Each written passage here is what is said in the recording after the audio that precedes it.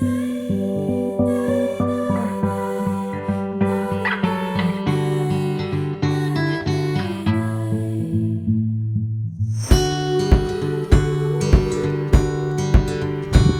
guys, good morning.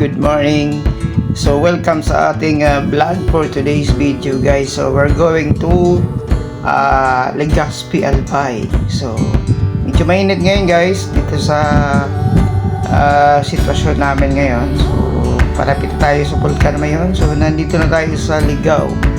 Ayan, makikita nyo si Jollibee. Ayan guys, oh, misilip-silip siya. So ito nga pala yung bagong Jollibee dito sa Ligao, no? So kitang-kita mo na ngayon guys si Mayon. Ngayon po ay medyo mainit na ang panahon, right? Hapon na po ito. So kasama ko yung ating team. So we're magkakandak tayo ng health mission dito sa Legazpi. So yan, napakainit ngayong panahon, summer na summer. So ganito guys, so alam nyo po ba itong Vulcan Mayon na to, dito lang din sa Legazpi, Albay matatagpuan. Ito po ay pag nagpakita to sa iyo, naku, napakaswerte mo kasi minsan may mga ulap dito na makikita ka, pero ngayon ayan si Mayon, Magayon. So dyan po galing yung word na ano, yung ibig sabihin na Magayon, yan si Mayon.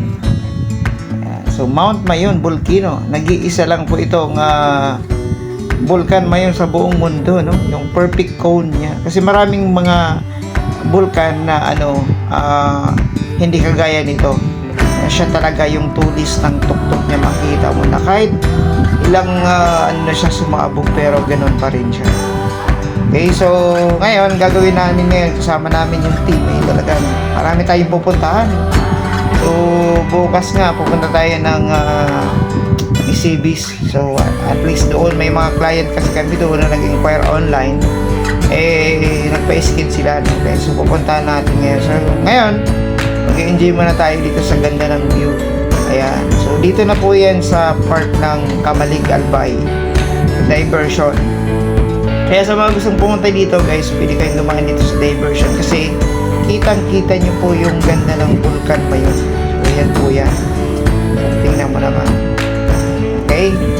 So yan. Yan po ang kagandaan dito, no? Kitang-kita mo. Lalo pagka sumabog yan, makita mo yung mga bato sa gilid. Yan. So sa mga bago pa lang sa aking channel, so please follow us. Follow nyo po ako and sa aking YouTube channel, please click subscribe. Ayan. So para sa mga taga-Albay, so dito po mag-build kayo ng team. Yan. So ngayon naman po ay dito na tayo sa part ng Daraga. Yan. So ito yung bagong ano ngayon, diversion road ng Daraga, Albay. Kasi medyo matraffic pag dadaan kayo dun sa may ano, sa mismong highway. So sinubukan namin tong ano, diversion road. Bago lang to guys. So lalabas ka na doon na sa may malapit na doon sa may Tagas. Sa may barangay Tagas na ang labas nito. Alright. So ito para kang ang ganda ang lawak ng daan dito. Kaya doon sa mga travelers dyan, no, pwede kayong dumaan dito. Napakaganda.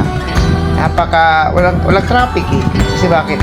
Malaki yung kalsada. At the same time, hindi pa masyadong kilala ng mga malalayong traveler na mayroon ditong diversion.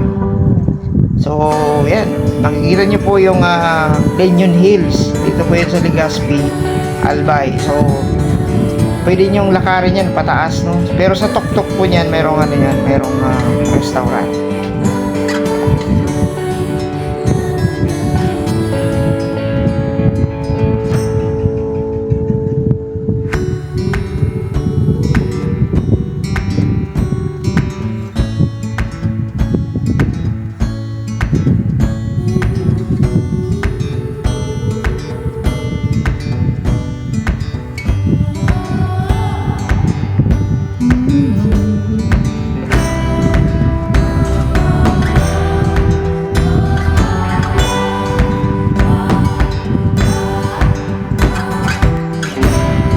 Ayun guys, nandito na tayo sa ating puntahan ngayon dito sa Alimsug, Buhatan, Santo Domingo, Albay. So kahapon, galing kami ng Legazpi.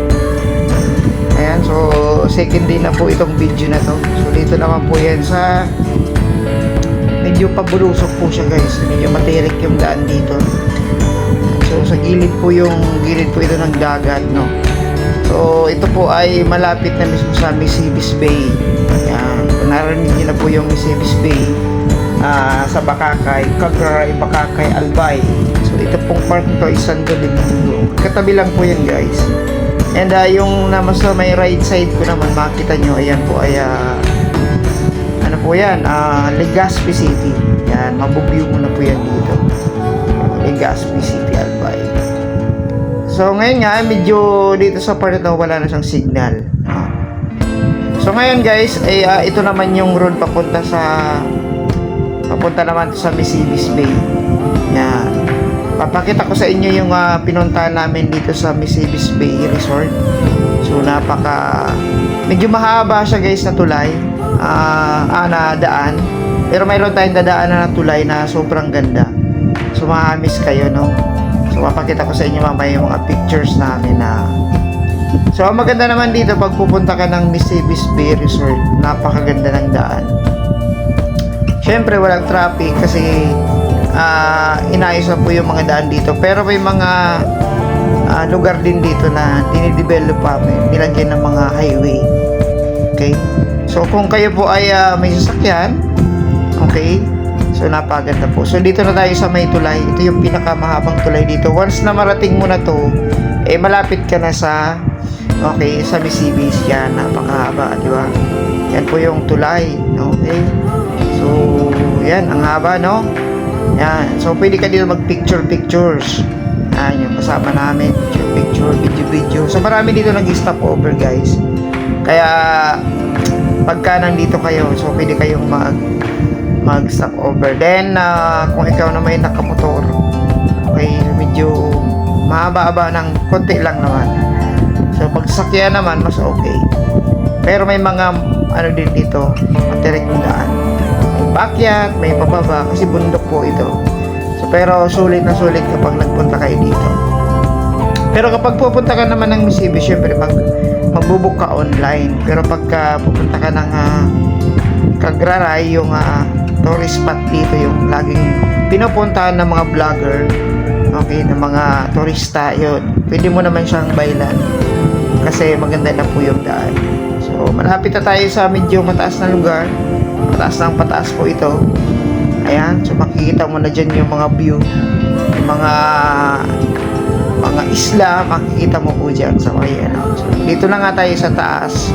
Yan po yung view, nakita nyo, no? So para kang nasa ibang lugar, kagaya ng Palawan, di ba? Kagaya ng Pangasinan, mga ganyan guys. So only in Albay. Yan. So visit kayo dito sa Albay. So ito naman po yung lagi binibisit dito. Yan. So para siyang arena. Diba? Ang ganda, no? Okay, so ito po, isa lang po ito. Napakarami pa po ditong pwedeng puntahan. Kaya lang syempre dapat nag-exercise ka kasi medyo mahaba-habang lakarin, no? Sa taas naman po mayroon doon simbahan, may mga maraming pang iba. So yun guys, no? I hope na nag-enjoy kayo sa aming pagtutour dito sa Albay, Santo Domingo and Bakakay, Albay. Have a great day guys. Thank you.